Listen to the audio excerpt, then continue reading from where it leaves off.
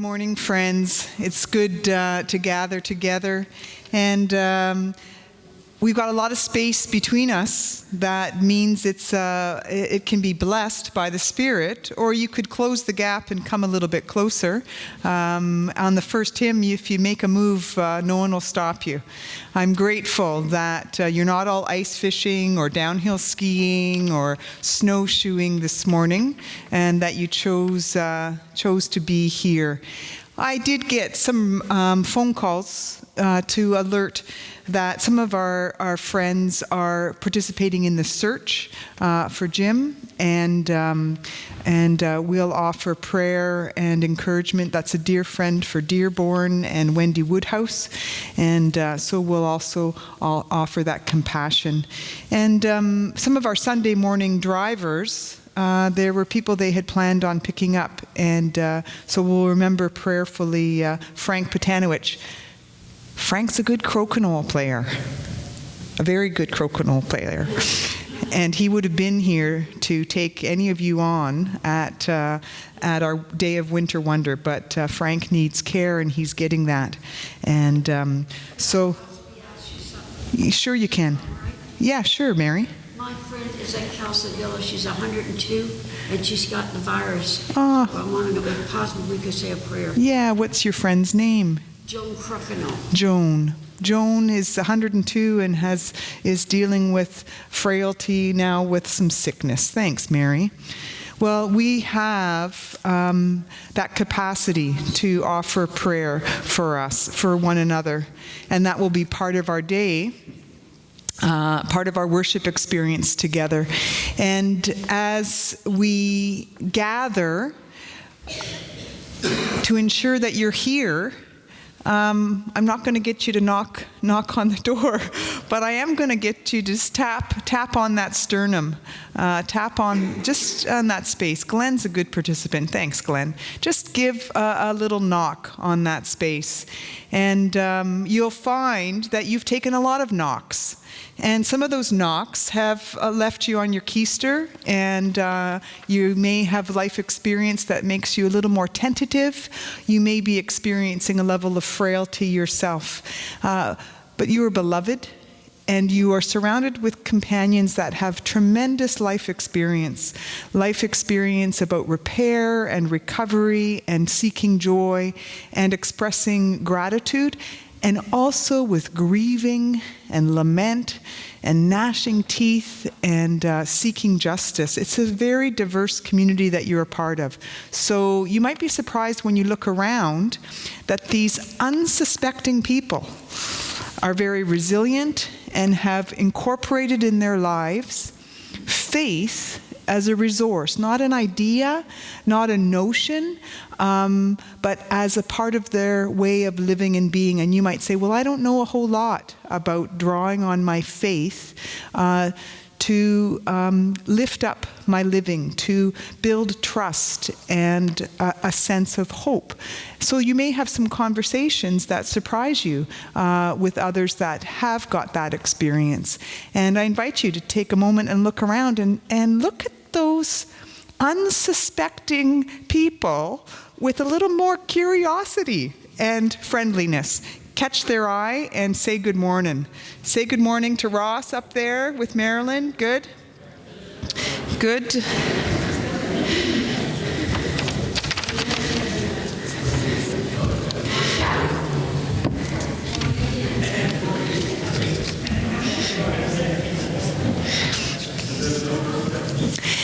There's a hymn that belongs in this season of the year. It's entitled "A Light is Gleaming." Nice to be with you, Chris. Thanks. A light is gleaming is one that talks about the sparkle on the snow and different qualities of light. You'll find it on page 82. February happens to be my favorite month, and part of the reason it has such favor in my heart is the quality of light. How can light be blue on the snow? And how can it be pink? It's just quite a wonder how it gets refracted. And because this hymn is beloved, we would like to sing all the verses, but we're going to arrange it. We sing this chorus, sing verses 1 and 2, and the chorus, then 3 and 4. If you keep singing the chorus, it'll add some harmony and chaos. So try and stick with us. And as we sing, we're going to sing the chorus, which is that front page, verses 1 and 2, then the chorus. See if you can get carried away with this. A light is gleaming.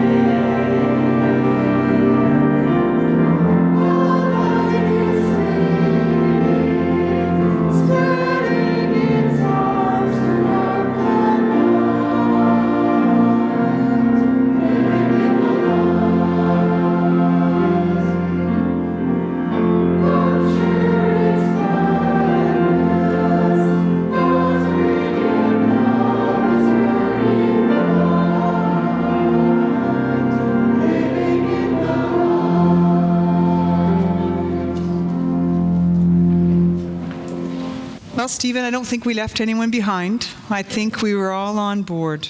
And we give thanks for that light and the way that you magnify that light and share that light. And the hymn included many phrases about light, but the idea of a new day, the idea of rising to a new day. Many will gather this afternoon for the Super Bowl and for curling and for Olympics. And some will gather at the Bayshore to give thanks for Jerry Martell's life. And one of the things Jerry learned to do as an adult was to welcome each new day like it was filled with new possibilities. It's going to be filled with problems too, and filled with possibilities and ways to move towards those with less fear and trepidation, more companions, and a sense of the higher power wanting us to find a good path, helping us to recover when we've struggled or when we've been betrayed, and welcoming each new day. So as important as it is to enjoy and revel in the sunsets and find that peace, I think it's just as important to start your day as if you're participating in something that matters and that you've got something both to give and receive. We give thanks. So we're a part of each other, and some of you have said, well, I've retired. I've retired from leadership. I've retired from responsibility. I'm kind of moved past that. And I want to highlight those amongst you that haven't retired, that continue to see making their contributions have nothing to do with aging out. This past week, Ruth Gibson and Laurel Dinsmore hosted our book club. Our book club, First Editions book club, is well over 20 years old. It might be 25. I've lost count. But the leadership that Ruth offered in hospitality took some preparation and curiosity. And the organization certainly wouldn't happen through me. Laurel has been steadfast in inviting us.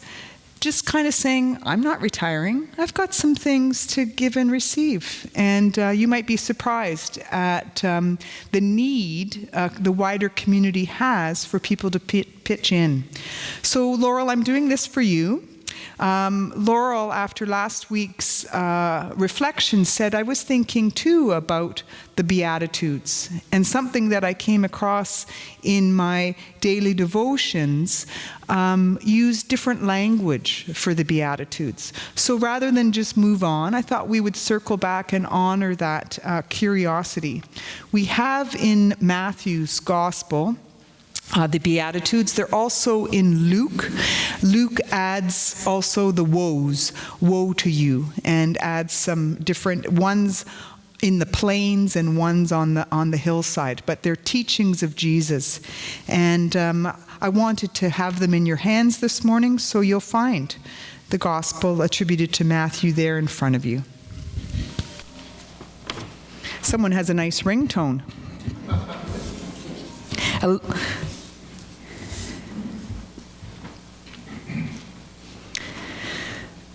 When Jesus saw the crowds, he went up the mountain, and after he sat down, his disciples came to him.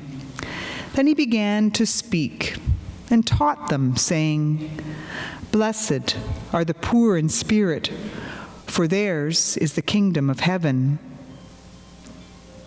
Blessed are those who mourn, for they will be comforted. Blessed are the meek, for they will inherit the earth. Blessed are those who hunger and thirst for righteousness, for they will be filled. Blessed are the merciful, for they will receive mercy. Blessed are the pure in heart, for they will see God. Blessed are the peacemakers, for they will be called children of God. Blessed are those who are persecuted for righteousness' sake, for theirs is the kingdom of heaven. Blessed are you when people revile you, persecute you, and utter all kinds of evil against you falsely on my account. Rejoice and be glad, for your reward is great in heaven. For in the same way they persecuted the prophets who were before you. You might not recognize yourself on that list of being blessed, or you might contend that there's nothing blessed about Isn't this a prayerful answer? Lovely. You might also not recognize who in your connections and contexts you would ever use the word to be described as blessed when this experience of wretchedness and alienation and separation and heartache is part of their story. We bring that as part of who we are, and we receive each other as we would like to be received, with that openness, with that inclusion. And sometimes we disguise ourselves. Sometimes people are hidden behind what appears to be good health. Sometimes people are hidden behind what seems to be riches or privilege, hiding our deep needs and our deep connection and our deep love. So the choir sings a song to include one and all, that we come. We come as people in need, and we come as people with something to offer. Gather us in their musical offering.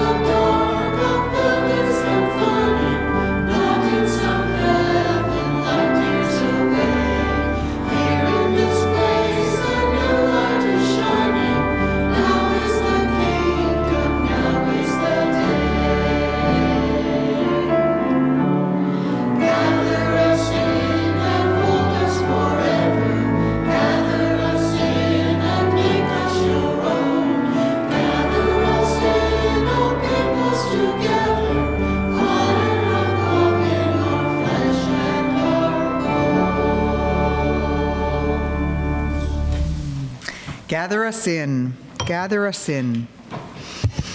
And the people said, Amen. And the people said, I'm here.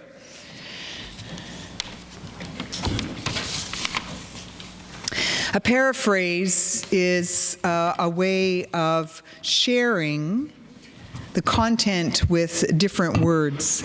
And so Eugene Peterson made a valiant run at the entire scripture and tried to convey in language that might be more accessible.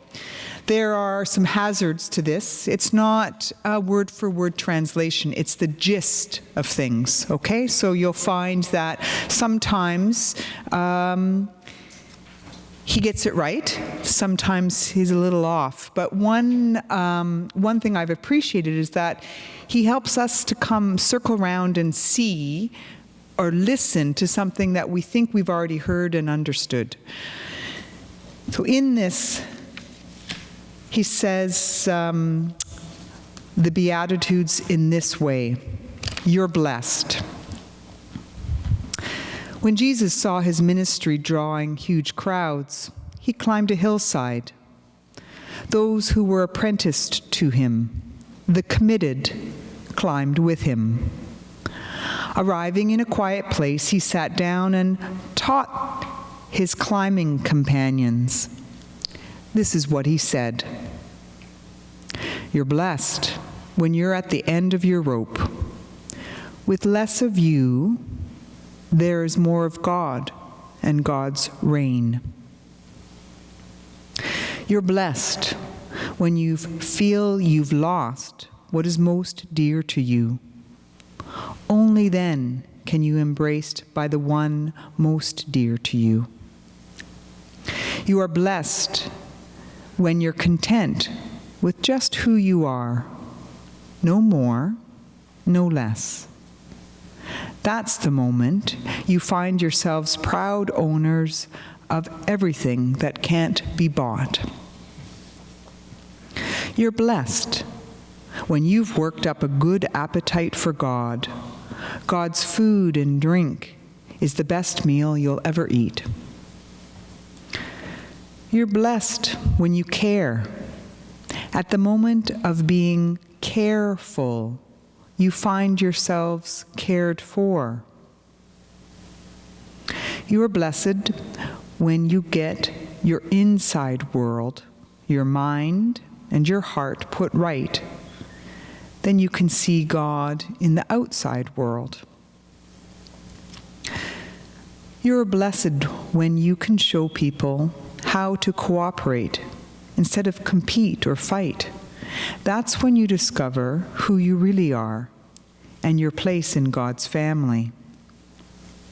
You're blessed when your commitment to God provokes persecution. The persecution drives you even deeper into God's kingdom.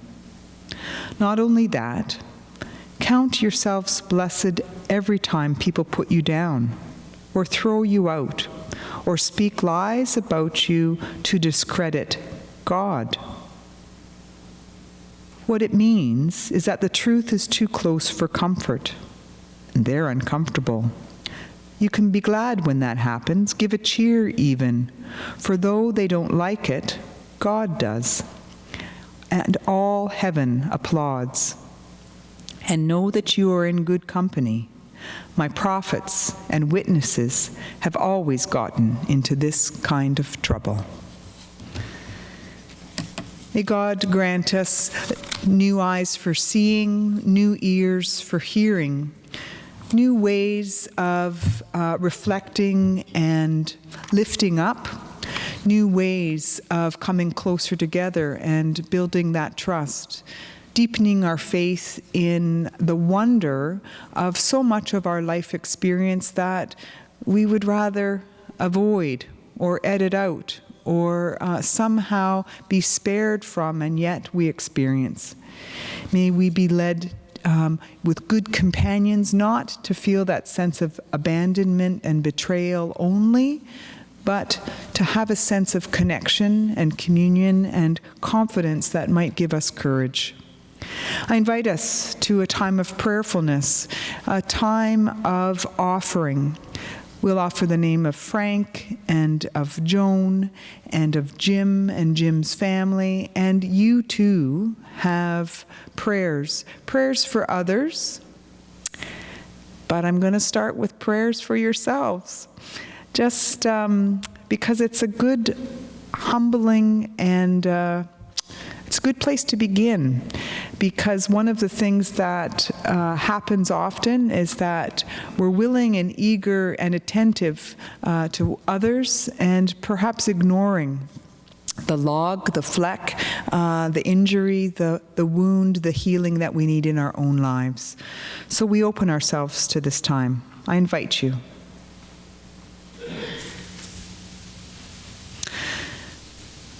Loving God, you gather us into the sanctuary.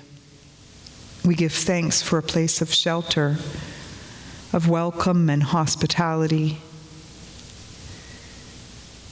a chance to end isolation and to share what matters. You give us this gift each and every day, that we might turn to you, that we might recognize that we exist, that we live and move and have our being in you, O Holy One. as we open our heart space, as we take a peek at the troubles that confound us or the fears that confront us, we ask, O God, for this moment that we might be revealed to you, the one who searches and finds, the one who knows and claims, the one who is merciful beyond measure. In this quiet moment, O God, we share the prayers of our lives.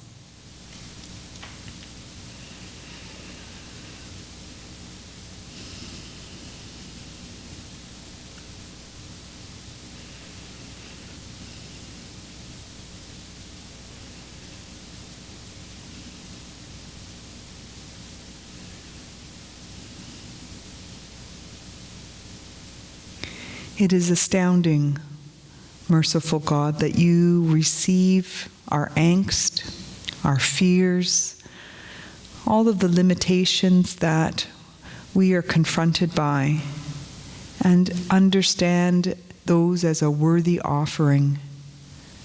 We give thanks that they can be shared,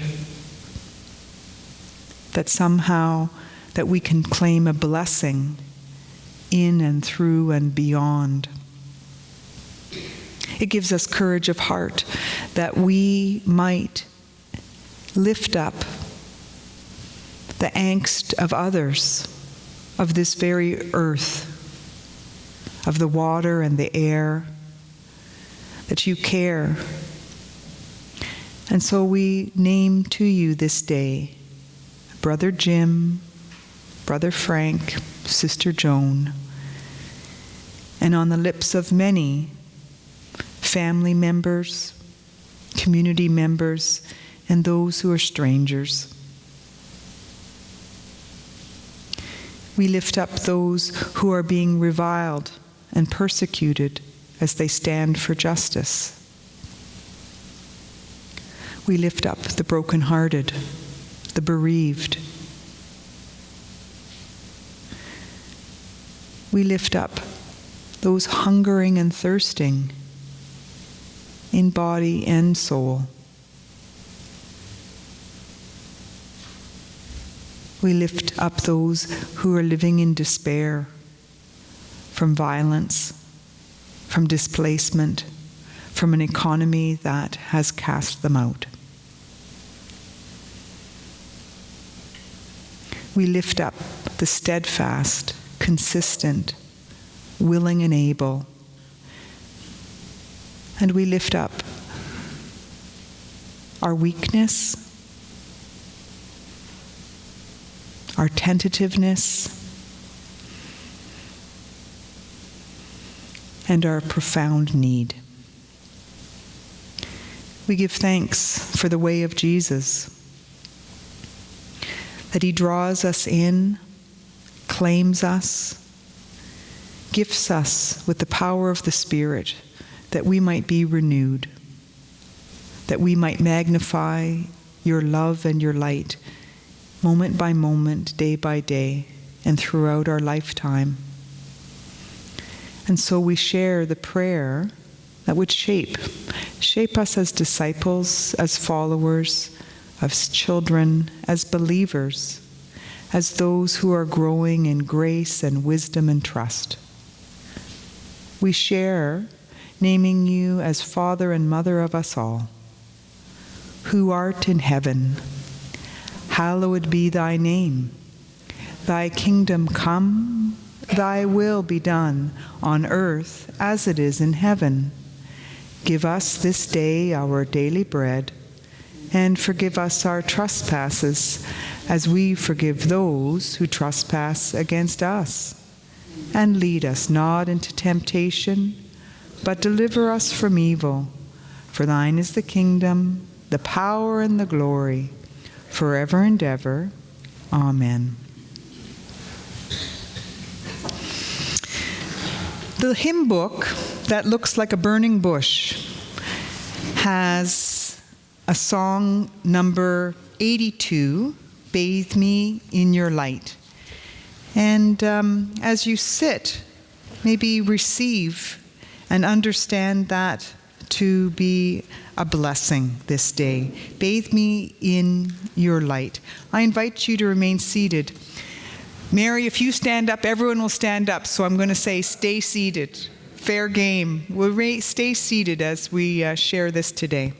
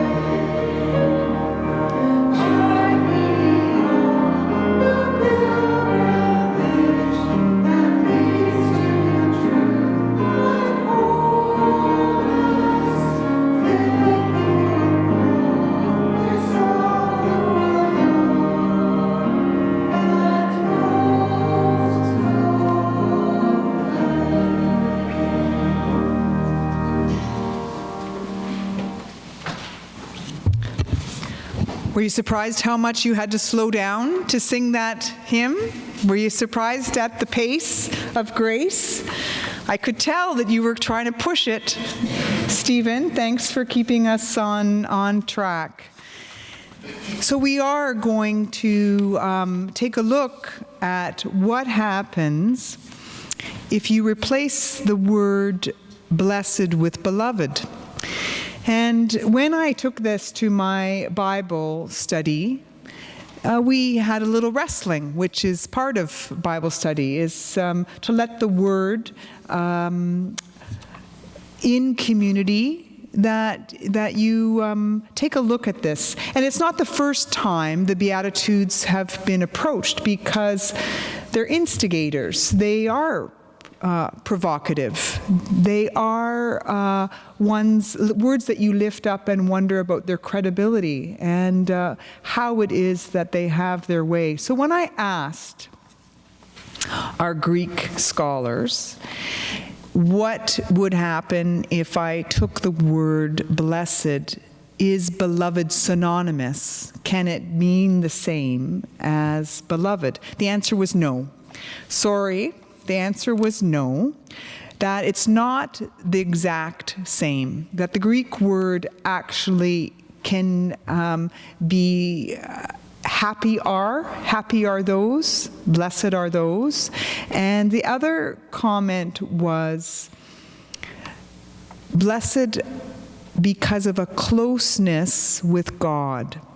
So they kind of stretched that it means more than just happy hurrah, happy good cheer, but a happiness or a blessedness that's rooted in connection with God. Kathy, have I summarized that all right? Yeah. It took us half an hour. Yeah, well, there you go.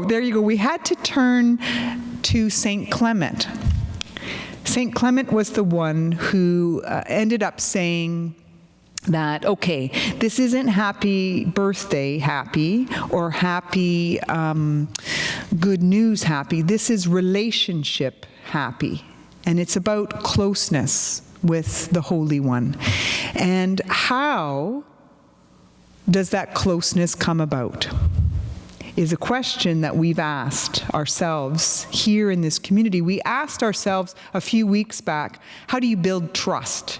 How do you establish friendships? Who makes the first move? I would say, in our experience, life makes the first move. Life gives us the ingredients where we can draw closer, be more awake, be more attuned and aware of that movement of light, that power of life, the one that we might name divine. In our recovery, we might name it a higher power.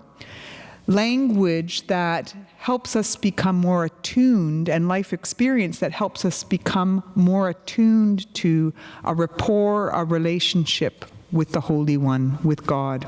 So who makes that move, and how is that move made? How? Bruce Cockburn telling us that we are swimming in an ocean of love. How do you recognize that love that we're a part of? The Beatitudes give some indication of what might make us awake and attuned and have us draw closer. Could also alienate us, could also separate us, but how is it about drawing closer? The hymns that we sang this morning used words like praise, wonder, awe, surprise, recognizing so much that is beyond our control that can be a gift and it can be a dilemma, welcoming, being open to. That's one way of drawing nearer to that holy, to that source of life. Gratitude, a thanksgiving. When we recognize that we are enough, that we have enough, and that what we will have, we share. We share both in our joys, in our sorrows, in our calamities, in our mistakes, in what can build up. We augment. And so that gratitude is a way of drawing nearer to the gifts of life. You didn't ask for this life. And there's no turning back. You were born, you were nurtured some more adequately than others, and yet we have this invitation to experience life as a gift and respond with gratitude, a way of drawing closer, that beloved, that blessedness. This one might surprise you. One way of drawing closer is through confession. Because there's nothing that blocks us more than ourselves. There's nothing that gets in our way with the holy more than ourselves.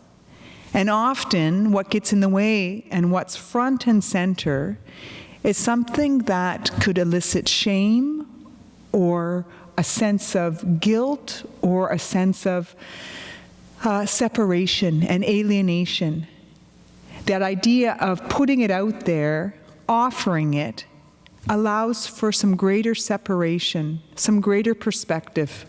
Had some special time this week with someone who was learning this. They had to confess that they were visiting their loved one morning, noon, and night. They live in separate places. They were visiting their loved one morning, noon, and night. They had to confess that it was too much, and that part of the motivation was guilt. Feeling terrible about being in good health and well-being when their loved one was experiencing a big shift, cognitively, physically, and not in the home that they had shared. Feeling like, jeepers, they're being completely ripped off and diminished, and I feel guilty about this. Everyone around could say, you know what? This is a recipe for disaster. This can't go on. Confessing drew a greater circle of care, greater compassion, and greater quality time of visiting every other day. Who would have thought that confession helps us draw closer, both to one another and to the holy? This one you knew was going to be on the list, so here it is. Forgiveness. Forgiving ourselves and others. Forgiving ourselves and others can be a life work. It's one of the qualities, one of the tasks, one of the necessities of being human, that we can't carry that bitterness. We can't carry that wrath. We can't carry this in and through our lives because it undermines. It alienates and separates us, not just from one another, but from the holiness, the work of magnifying God's love. It's impeded by that when so much energy is taken up around lack of forgiveness. And finally, because this list has been long enough, hasn't it? Have I given you a few ways of drawing closer to that nearness, that meaningful relationship with the Holy One? Sharing our need. Sharing our need. Acknowledging that we're human. We're human. And that we are not the be-all and the end-all or complete without one another. That there is something to independence, but there's a whole lot more to interdependence. There's a whole lot more to connection. And if you were raised that you connect with your family, that's work enough, friends. But to reach out to the community, to know that we are a part of one another, to have that deep need and to have that need fulfilled when we're part of something larger than ourselves. So as you explore, whether you're blessed, whether you're beloved, whether you have that closeness to God that life experience has brought you to, or that you're intentionally cultivating through your recovery, through your compassion, through your anger and sense of injustice, through the many, many ways, the many pathways that helps us to draw closer. We welcome this, and we welcome the way of Jesus that lifts this up, draws it to our attention, and tells us it's going to be all right. This is a good path that you're on. So we'll sing, "Will You Come and Follow Me?" as one of the ways that we can stay alert and awake and attentive to drawing closer to the holy. It's 567, and it too highlights different pathways that allow us to recognize the love that we're a part of.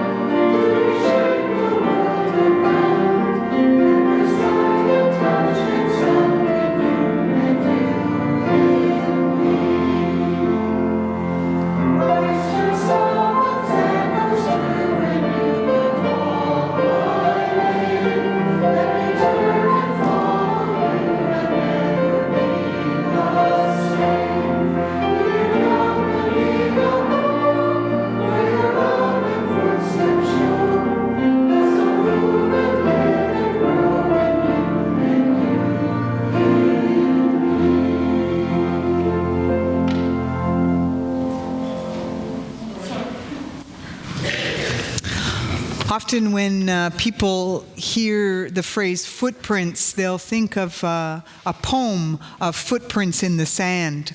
And it's a devotional poem where sets of footprints are going along, and there's a whole conversation. Take a look at it, look it up. But for me growing up, footprints were always in the snow. We got to Pancake Bay and a few sandy beaches, but footprints were mostly in the snow. And we would have games at school in Thunder Bay and Sudbury where the soccer field was left windswept until play day, winter play day. And then you were to walk as straight as you could, to walk in the snow and get to where you're going and turn around and look back to see how you were doing, to see if you were actually on track. Well, that might not sound like fun to you, but you have to come up with all kinds of ways of contending with this weather that we're working with. And it's a cold stretch. And people have been looking for ways of conjuring some warmth and connection. So we, at first, come up with Winter Wonder. No competition. I'm not going to be seeing who can walk in the straight line, who's got their eye on the horizon and moving towards it. But did you guys bring your snowshoes today? No, good. I thought cheapers, John, Mel, if they came with snowshoes, then Jeff would feel he'd have to go out. And even once he's had his bare, fat cornbread, I'm not sure that he's going to be wanting to go snowshoeing today, but you might surprise me. So the fellowship time has moved to Griffith Hall. And Marilyn brought her competition crokinole table, and there's a puzzle there to be doing, and even just some conversations and times of connecting one with another, just to appreciate that you may feel like a long winter nap is a good way of going about this, but perhaps some connection would be good. There's other opportunities to connect. Council is meeting this week. We adopted recording our meeting by Zoom at the advice of someone that we know and trust. What's happened is that I've been left with 3 hours of meeting to transcribe, and it hasn't worked. I think I got the wrong function. We recorded it, but we didn't get it transcribed. So, Helen, we're going to have to ask about step 2. So it's the first council meeting that we've had where the minutes aren't ready, because living through the meeting once of 3 hours was a delight. Living through it twice, I got about 40 minutes in and just threw up my hands. Chris, I certainly have captured every bit of work that you did on the budget with others. And people might be curious about our church community in lots of different ways, what our priorities are, what you guys are finding meaningful to contribute. Chris and a few others pay attention and are good stewards of our finances.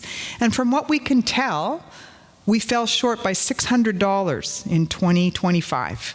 So that was a pretty remarkable year of contributing, of stewarding, and of responding. And we'll be setting the budget for 2026 at our annual general meeting in March. Setting a budget isn't as important as deciding what you're going to do. It's not as important because God will support and champion and come alongside. What we need will be provided through efforts and contributions, but it's the instigators. So I'm looking for some instigators. And if you've said, well, I've retired out of that, Crystal, just want to gently remind you that there's some meaningful things. What's the age limit for knitting? What's the age limit for our Eat, Pray, Knit? Do you have a cutoff that says, no, you've got to retire from being part of Eat, Pray, Knit? What's our retirement age for fellowship and social time? What's the retirement age for putting on coffee? What's the retirement age for calling a friend or picking up? You might be surprised that you actually haven't graduated from these things, or you don't have to put them behind. So small efforts will make a difference. Next week, as part of Family Day weekend, we will be participating in the Black History Month exhibit called Here from the Beginning. It's at Georgian Shores, Central West Side, and the BME Church. And you can say, the BME Church, that's the black church, right? It's the British Methodist Episcopalian Church, and from what I learned from Blaine Courtney, most of the congregation's white these days. So you might want to go check out the stories of the BME Church, the local history, and they certainly would extend that hospitality. Body and Soul Circle of Prayer keeps growing, and people are welcome to be a part of that. We meet again in February. And Broadview, Conversations That Matter. You'll also find an advertisement to teach some skills about spiritual care and visiting. Joan and I think we would rather do the Zoom meeting together here at the church, and maybe you would be curious enough. If you've thought, I wouldn't mind visiting a person, but I don't know how to break the ice. I'm not sure how to cross that threshold, and this is new for me. If you're curious about that, we have many people who live alone and would truly value a face-to-face visit. And Joan and I are going to attend that Zoom meeting here at the church, and you're welcome too. Other than that, we have food to share. There's mac and cheese that's been heated. We thank the organizing team. That's been Mary Jean and Karen and Dawn Sweetman and Joanne, and many of you brought contributions. Count yourself in. If you said the only thing I brought is an appetite, that's good. We need an appetite. Count yourself in for some table time and some fellowship time. There's no cutoff. I'll be leaving shortly after 1, but please feel that you can be a part of it. And Drew is encouraging us to stack the chairs and roll the tables. Washed tables, wiped down tables after our times of fellowship on Sundays. So don't extend yourself beyond your own capacity, but if stacking a chair, you don't have to wheel the chairs, just let's see if we can get organized. So I offer deep appreciation for all of the gifts of this community and the contributions, and I offer a prayer of dedication for your generosity and attentiveness to the Spirit. Loving God, we give thanks for all that has been received and all that has been shared and given. We dedicate our willingness and our limitations. Continue to live and move and have your being expressed in and through our gestures of compassion, generosity, and hope as we seek justice and resist evil and contribute into sharing that good news of your love. We ask this blessing and claim this blessing in the way of Jesus, and we rely on the power of the Spirit. Amen. A connection to our ministry, our mission, and our place in the world. We sing number 702. It will lead us to a word of grace. And if you're curious about bare fat cornbread, show up. Show up. 702, When a Poor One.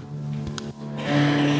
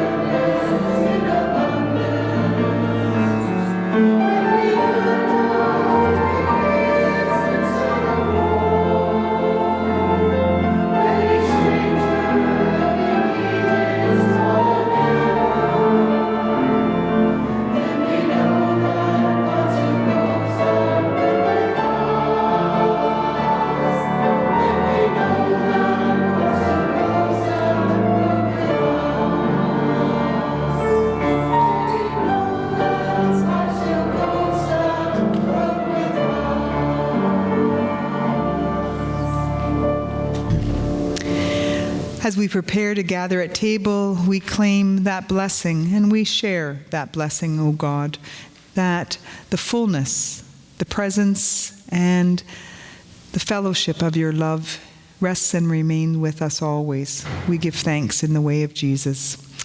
So whatever table you're going to, friends, may you recognize that blessing and may you claim that blessing.